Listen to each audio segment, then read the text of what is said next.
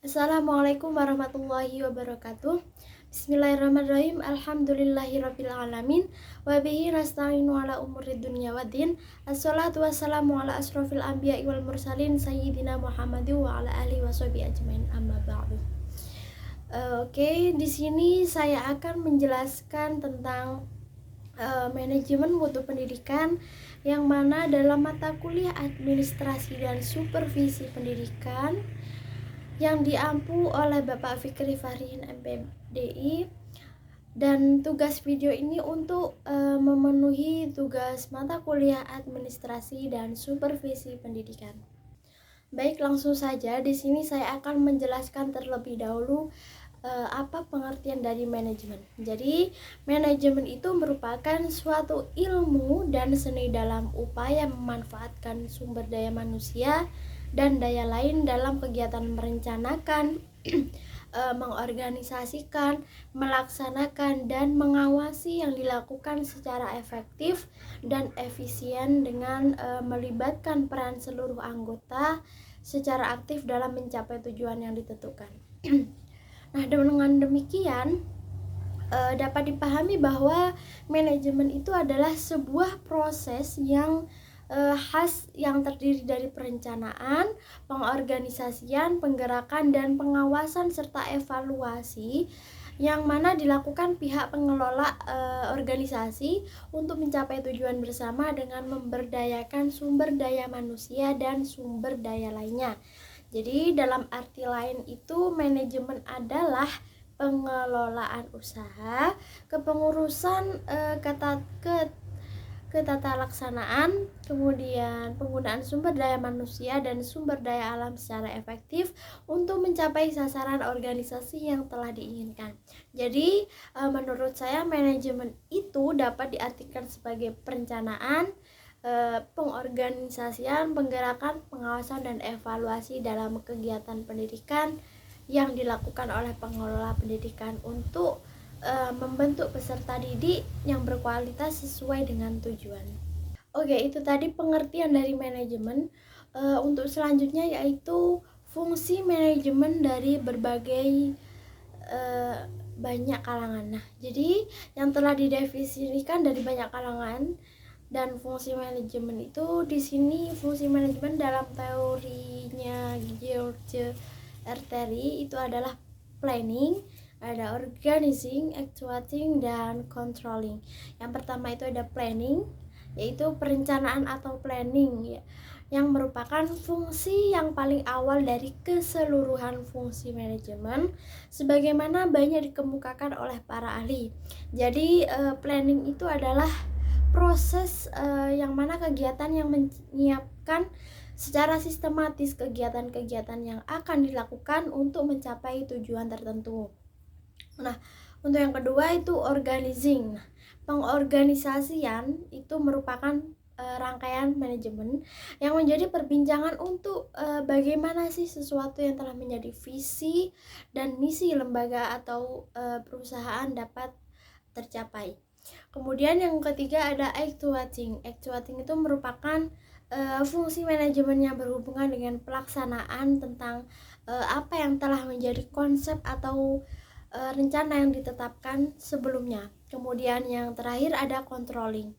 Nah, pengendalian atau wawasan atau controlling ini adalah bagian terakhir dari fungsi manajemen. Jadi pengendalian itu adalah proses pemantauan, penilaian, dan pelaporan rencana atas apa pencapaian tujuan yang telah ditetapkan untuk tindakan korektif guna penyempurnaan lebih lanjut.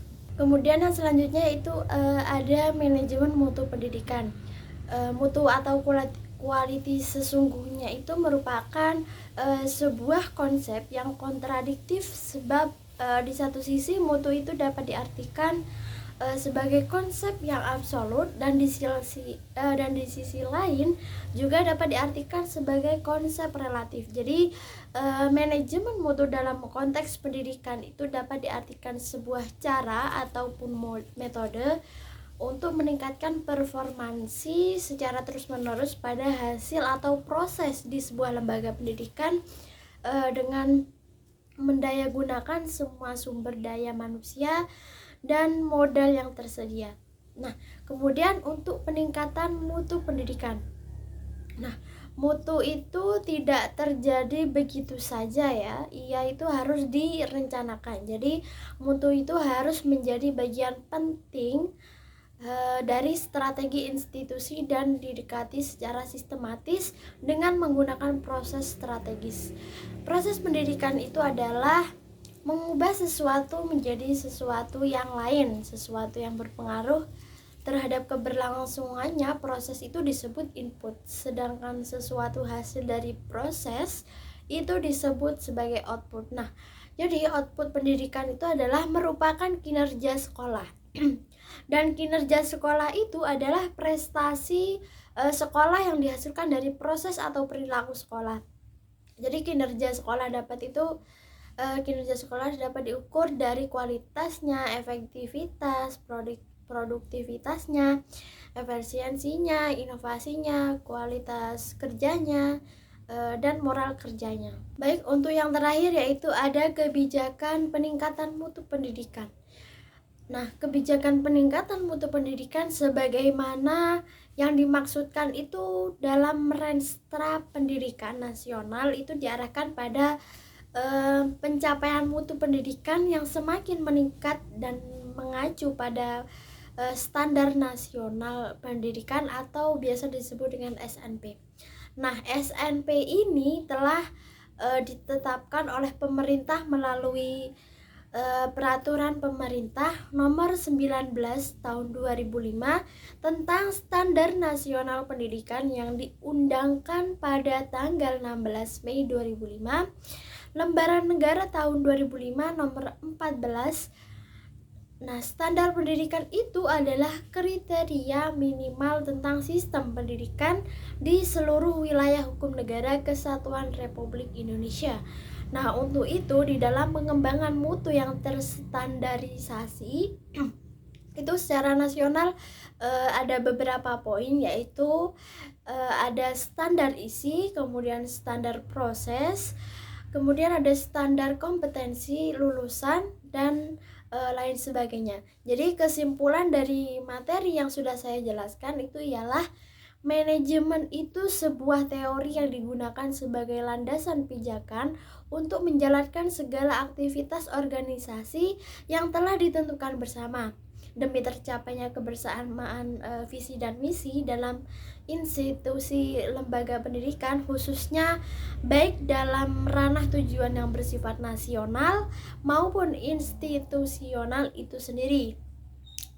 Jadi peningkatan mutu pendidikan itu menjadi masalah yang sangat urgent berkaitan dengan pelanggan dari pengguna pendidikan secara langsung, peserta didik itu masyarakat pada umumnya, untuk terus memperbaiki, mengembangkan semua potensi yang secara kelembagaan akan difasilitasi oleh lembaga pendidikan di era otonomi daerah atau dalam konsep desentralisasi pendidikan dalam pengelolaan, kemudian pelaksanaan, kemudian pengembangan dan penentu kebijakan secara terstruktur mulai dari pemerintah pusat, pemerintah provinsi, pemerintah daerah atau kota, kemudian lembaga pendidikan sampai pada kelas atau guru yang secara langsung menjadi eksekutor utama dalam proses rangkaian penjalanan pendidikan. Baik, cukup sekian yang bisa saya sampaikan. Mungkin dari awal video ada perkataan yang kurang jelas maupun ada perkataan yang salah. Saya mohon maaf yang sebesar-besarnya dan mudah-mudahan video ini bermanfaat bagi kita semua, bagi yang menonton. Terima kasih. Assalamualaikum warahmatullahi wabarakatuh.